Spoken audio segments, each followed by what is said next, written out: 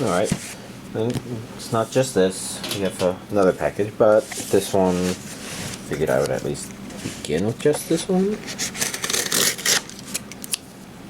And by doing that,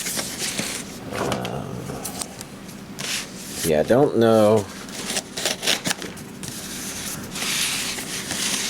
I don't know if I'll get the leverage. There we go. Simple enough. I don't know what's actually in this one. That's not going to help.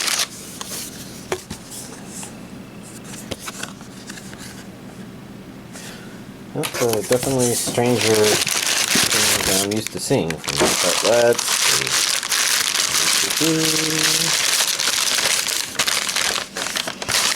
Okay.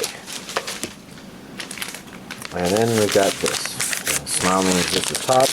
There we go. Woohoo! That was nice and quick. Alright. Small update, but let's get going. First we've got Naruto Blu-ray Set 7. First time on Blu-ray? Well, yeah.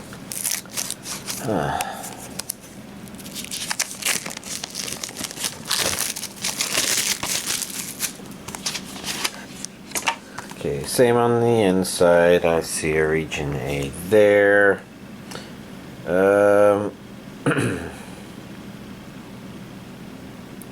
Trying to see where on here it might say the episodes, but I'm not seeing anything obvious, so let's just take a peek.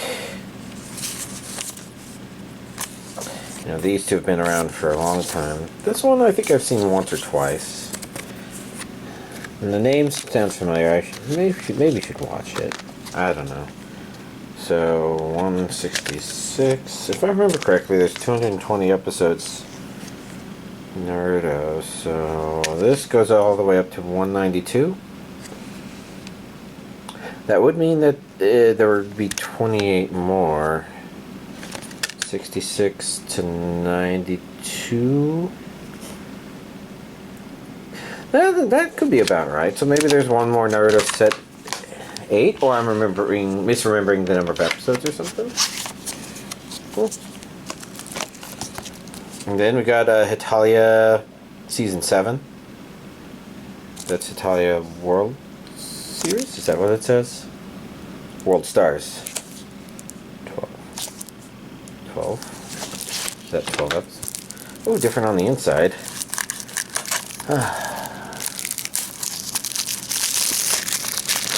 For those that don't know, the title is just kind of a play on, I guess, a combination of Italy and Idiot. So it's kind of Italy the Idiot, and I guess, you know, the characters represent countries and ideas that change. I don't know. Looking at the back, I see regions A and B. Looks like it still has an English dub, yeah. Another one for the books.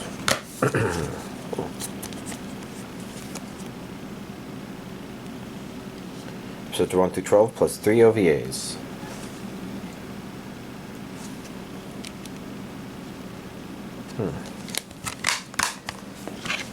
Alright.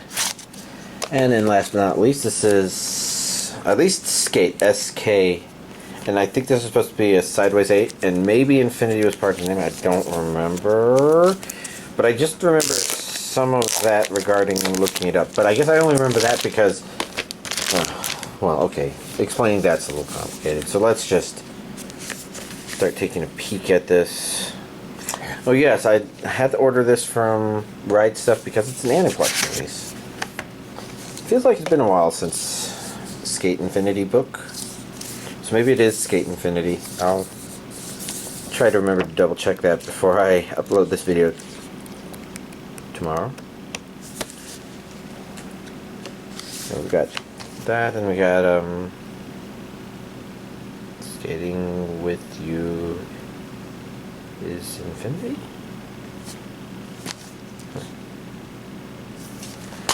I guess I'm not really quite sure what sort of anime this is supposed to be. Disc 1, 2, 3.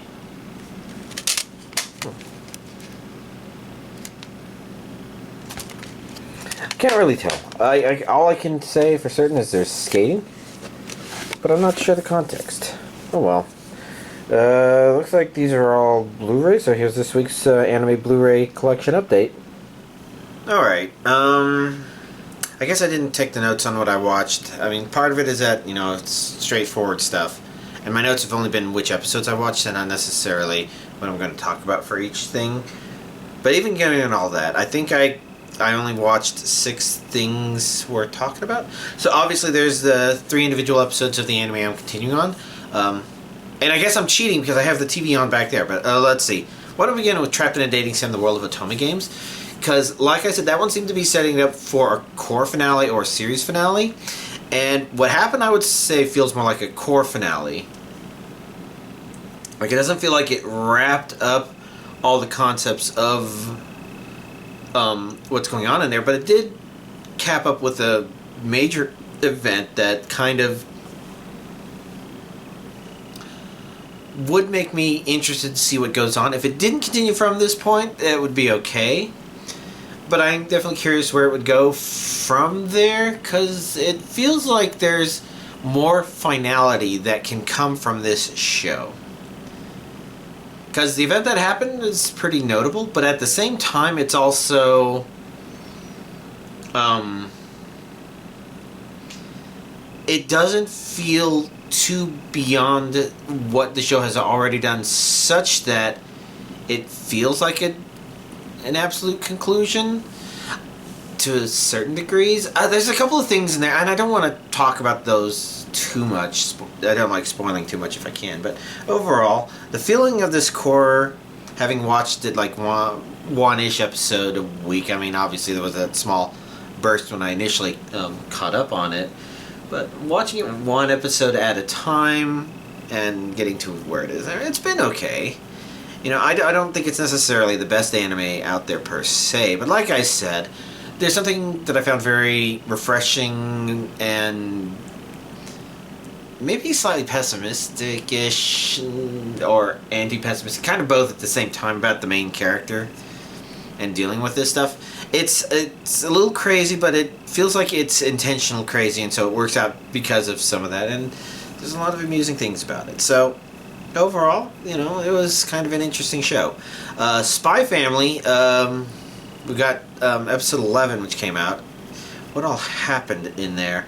I don't remember it being as gut-bustingly funny as a whole lot of stuff. There was entertaining stuff, which is definitely some of the family stuff, and little parts of it that kind of got me a little bit teary-eyed. Not in a, oh, that's so sad that it happened, but I think it was kind of a, oh, that's beautiful sort of thing. But I don't know how to go beyond, describe beyond that. It doesn't feel like it's really setting up for a final episode or a core conclusion. So I'm hoping that Spy Family was maybe scheduled to have more than one core. Like maybe this was a 2-core deal already from the get-go, and so maybe there isn't a mid-season thing to happen right now. But at the same time, Spy Family hasn't necessarily set itself up as a very strong story-driven thing, so it might not be too needed. But at the same time, since the show does have this feeling of slight progression here and there with some of its stuff, it does feel like there should be something more to it. But, I'm going into this a little blind. I don't know what the plan is, what the manga is. A lot of y'all might have different ideas or opinions or knowledge. The manga's probably ahead of where the anime is now, so y'all might even know what's about to happen, and I would have no idea myself. But, yeah. Each stuff.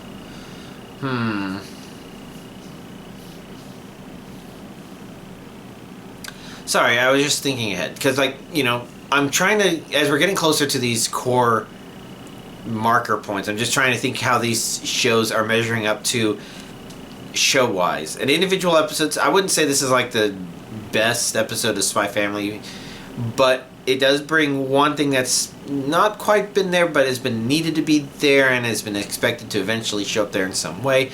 And it's a special episode in that regard, I would say. But I would be kind of surprised if a lot of people felt this one was their favorite episode, because there's been a lot of strong episodes up to this point. And I don't feel like the series is weakening with this episode. So when I don't talk about it like it's the best episode, I don't feel like it's weakened. I just regret the fact that I could only watch one more episode, and I really want to see what the next one's going to be. Although I feel like maybe that's the case for a lot of stuff I watch, even if I put off continuing on stuff. And the other series I'm keeping up with is Skeleton Knight in Another World. And I did forget at the end of the previous episode, they did actually give a kind of a hint as to a potential core or series finale happening. Although, for me, it feels like it's a potential core finale. And this episode continued setting that up and got to that point, and now I think it's okay as a setting up for a core finale sort of thing. And hopefully the next episode is big event before wrapping up the core. It does not feel like it will resolve the elements of the series, so I certainly hope there's another season after this one, or this is a midway point and there is going to be another half to this core or something like that. Whatever is required there. Okay. So now I say all that, and you're like, okay, but that's 3 series. What about the other 3 series? And unfortunately, for some of y'all that might be hoping that I was going and continuing certain series, I'm continuing series, but I've decided to focus on certain series that are like...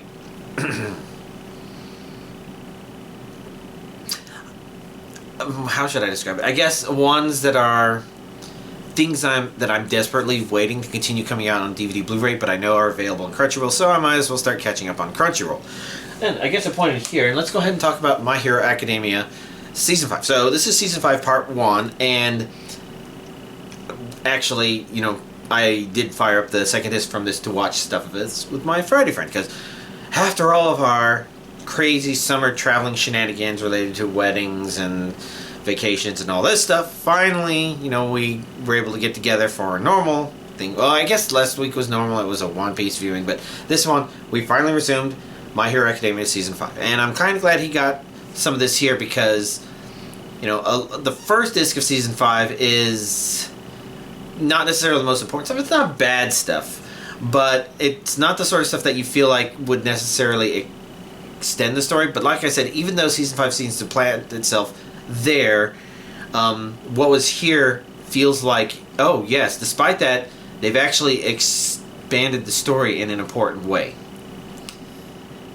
And, we got to watch it. Now, I don't know what his thoughts were on that, but, rewatching that stuff myself, I really like it. It's pretty cool. And that stuff's probably the reason why, we didn't completely finish this. We got all but to the very last episode, but I think that's probably an okay pausing point, because based on where I didn't remember what specifically happened in the last episode and where it was leaning towards where it was going to go. But, if we're going to switch over to watching on Crunchyroll, and I'm pointing at my TV, which has Crunchyroll up on it right now because I forgot to minimize it, then I guess it kind of makes sense because it'll continue just as well as if they had finished that episode. So we time everything right. So I've been continuing Season 5. I haven't finished what's on Crunchyroll, and once I do that, I need to figure out if what Crunchyroll has is caught up or if I'm going to be expecting more. But, what's been there, it's okay. Maybe good. This would be okay for My Hero Academia. So, if you really enjoy some of the stuff that it just does, then it's fine. If there's any weakness, I would say for the parts that are happening in the later half of Season 5, it's that it's... So, there is this problem with superhero shows when superherodom is well established and the show is really about, oh, well, we need to show somebody the rules for being a superhero.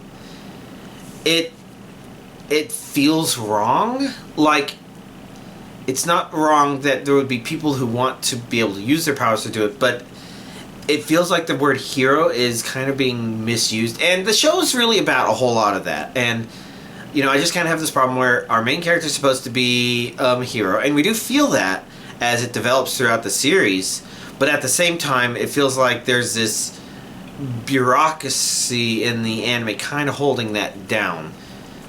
And because it's not really about him rising to the occasion per se for a lot of parts of it. There are parts of the show, some of the best parts of the show are when our main character rises to the occasion. I mean, it's great when other characters do too, but you know, I'm the kind of person, it's like, I'm watching a story, and if you're having a main character, then I have more investment in that main character. And if you're making a show to undermine the main character, then that, you know, that can be its own thing, but that doesn't necessarily make me feel as great about a show per se.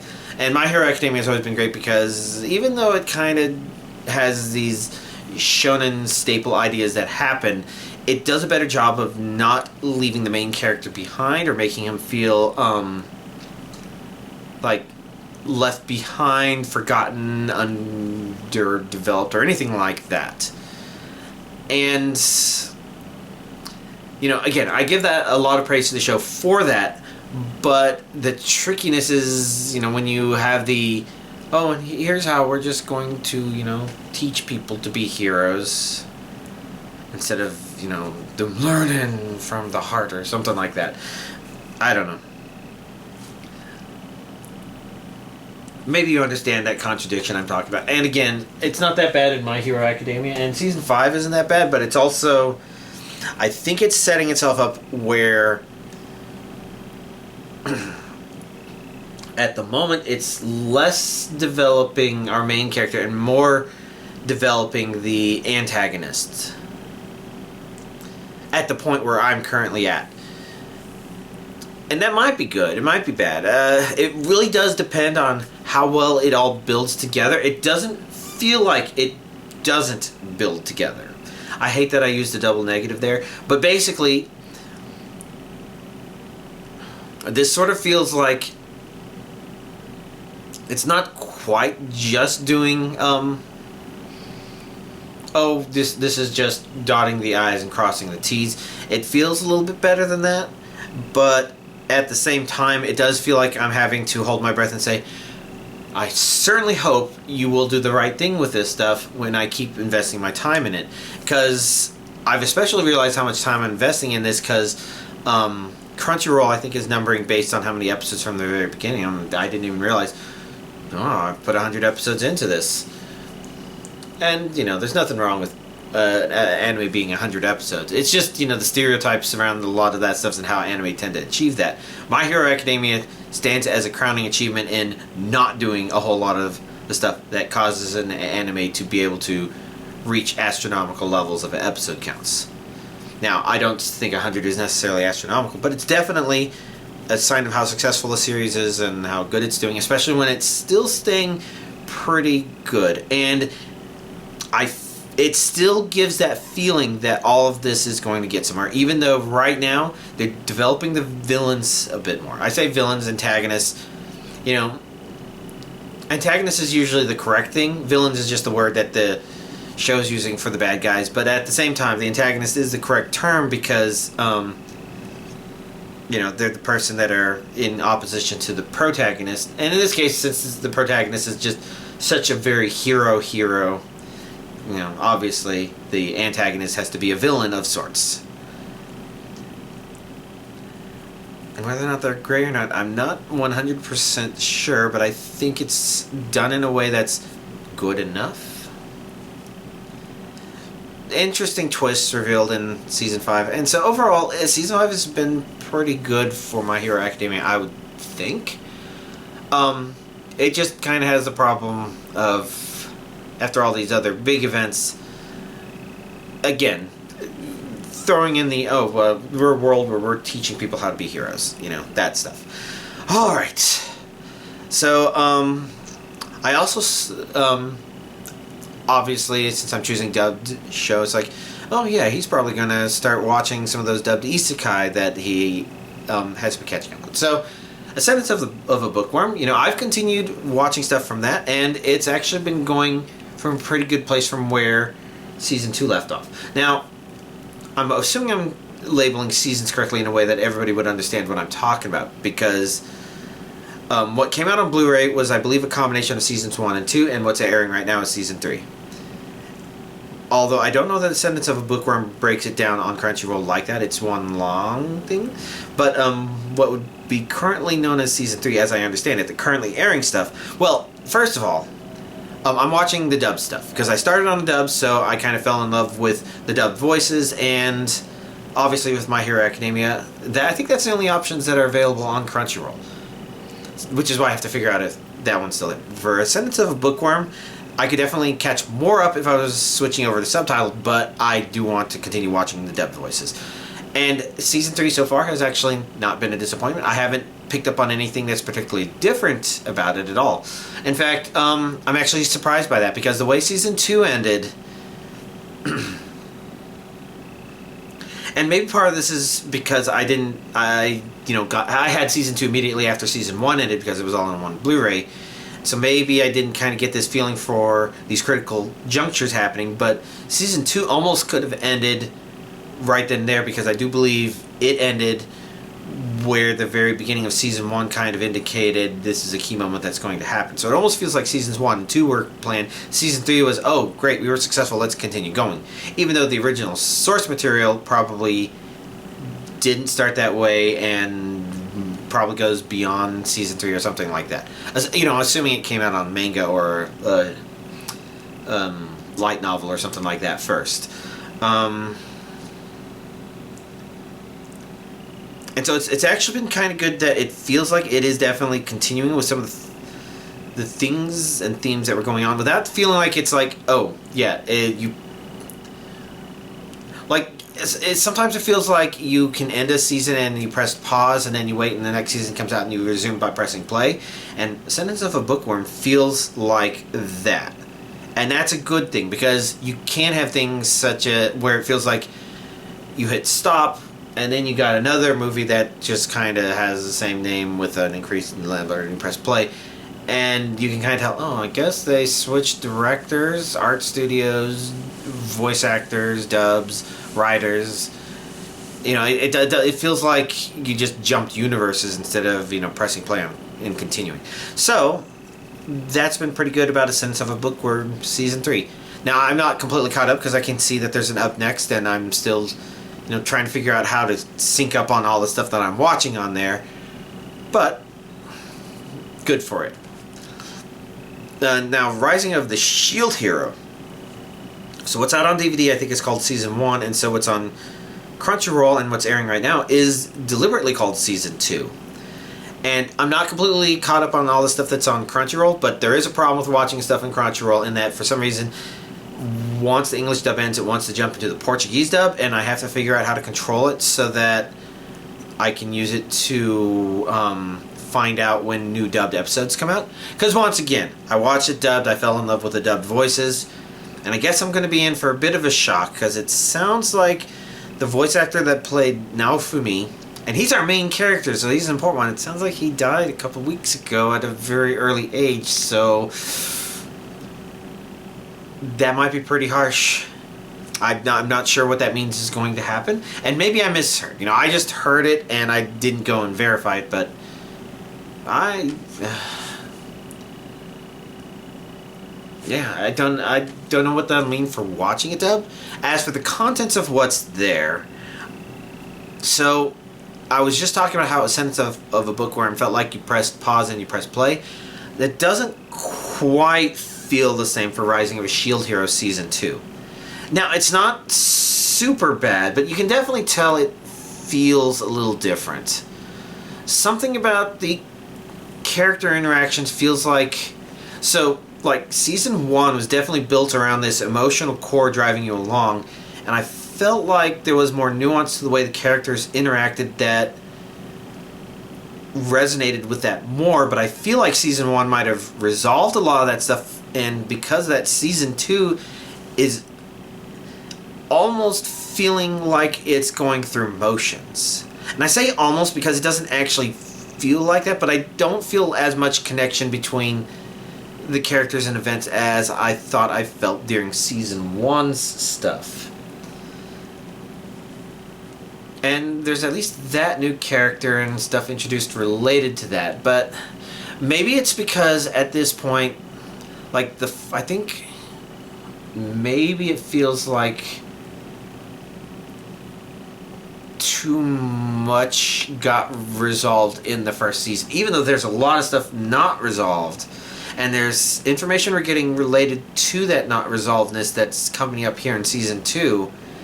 But maybe just enough got resolved that something important to the core got lost.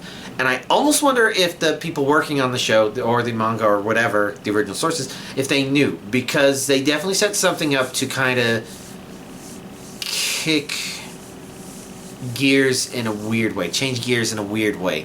And I don't know that I want to spoil and say exactly what it is. And y'all might understand, oh yeah, it's probably that.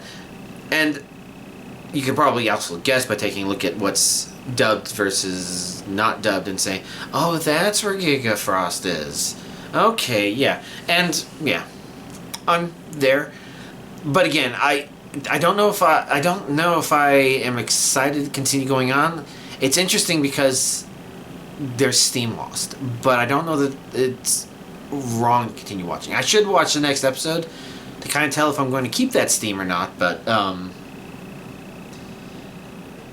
yeah, I haven't. Oh gosh, and now there's a yawn. Sorry, I guess suddenly a lot of energy got lost. I've been low energy the past... Well, I don't know, I was a low energy last one. Y'all might be saying, oh yes, you look better today. One thing I'm worried about is the only reason I might be feeling better today recording this video is just because I got Juneteenth off and got to sleep in and not do much. In fact, one of the things that worries me is, so the other big thing I've been doing is the Dead by Daylight's 6th year anniversary event started last week. I was trying to think if there's anything great I would say about it. I think people always say this, but the anniversary event really does bring out the worst in a whole lot of people. I've seen a lot of people doing great things. And I'm sure it's pretty easy to focus on the bad without focusing on the good, but I've definitely seen more killers doing interesting things while I am a survivor than I normally would see. And that could just be I'm in an MMR where people are more thoughtful and less sweaty or something like that. Whereas the people who are sweaty are just like, I'm not even going to try and do interesting interactions with the other team. I'm just here to, kill everybody and get my own blood points. Fuck all of them. And that's not the only bad thing I'm seeing coming out of this event, and I think there's probably some people like that out there. But for me personally, in wherever I sit in the MMR tier, it hasn't been that bad. But I've also been doing most of this event as killer. And the unfortunate thing is I don't have a lot of killers that are good for putting blood points into right now. So it kind of means that I'm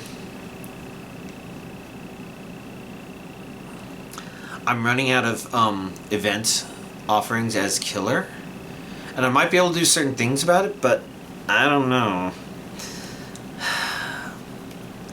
That's one of the other problems I've seen is people, and I don't know that this is necessarily as prevalent. Maybe it's prevalent right now, but on the Dead by Daylight subreddit, I was just seeing a really toxic thread about people are like demanding, everybody bring flans. Everybody should spend blood points the way I want them to so that they can bring flans so we all get flans. And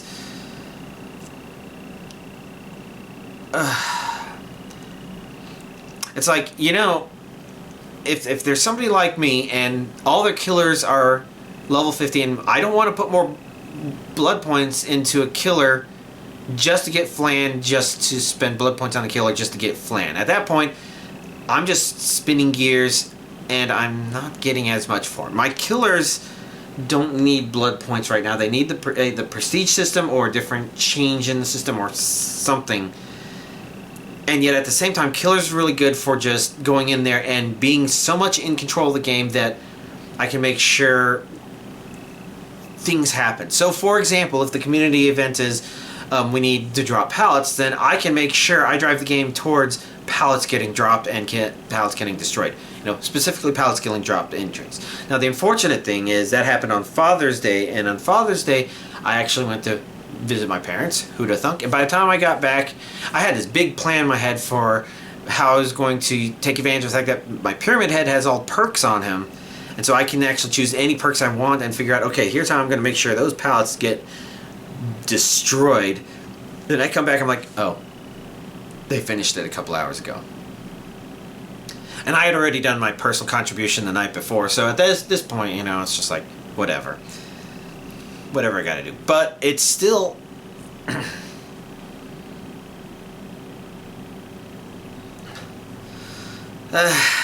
it's such a toxic community. You really do have to find your fun despite the toxicness, I think. And you can get into plenty of games where toxic things don't happen. And then at the same time, yesterday I was playing Survivor with a friend, and the other two people were clearly in their own two-person Swift, and they did that scummy thing where they switched survivors at the very end to suddenly equip flashlights, and it was pretty clear they were going in there to bully the killer. And while they weren't the best at doing that, they still were doing that sort of thing. I don't think he had a fun match. On the other hand, me and the person I was with, we tried to play as best as we could. I mean, it's tricky because, when one of them gets on a hook, do we unhook them or not? And I think it would be really shitty of us to purposely not do that. If he was camping them and saying, no, this person dies no matter what, I think I would have probably said, I understand. But the truth of the matter is, we still need to make sure we're playing about right. We're just not going to join them in the toxicness. We're not going to take advantage of it. And at the end of the game, the killer chases them out, and we tell him, please come back into the arena, hook us and kill us. We're free kills for you. And I'm hoping I get the impression he got that message.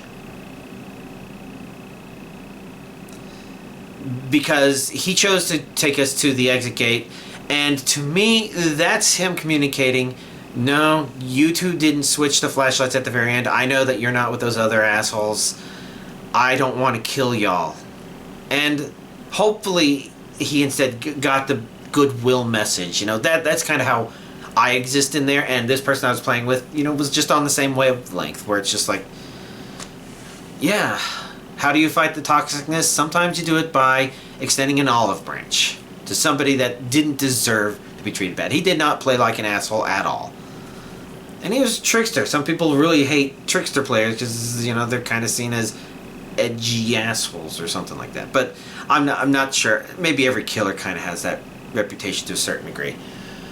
But it's stuff. But like I said, one of the things I'm worried about regarding the tiredness is today was a day off.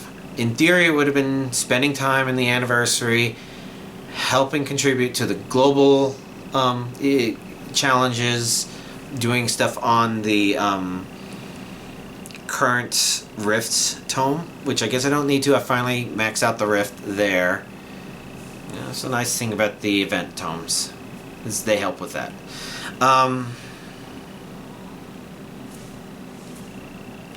But I've not even had the energy for that. I played one game just to get one of my dailies down so that if I don't play the next 2 days... Well, actually, it's so that for the next 2 days, as long as I play one of those 2 days, I can probably keep my dailies managed. Because I also had a Survivor one, but I'm not in a big rush. Things. Oh well, I'm kind of blabbering and trailing off. Yeah. I hope this has been an okay update and y'all have a nice week.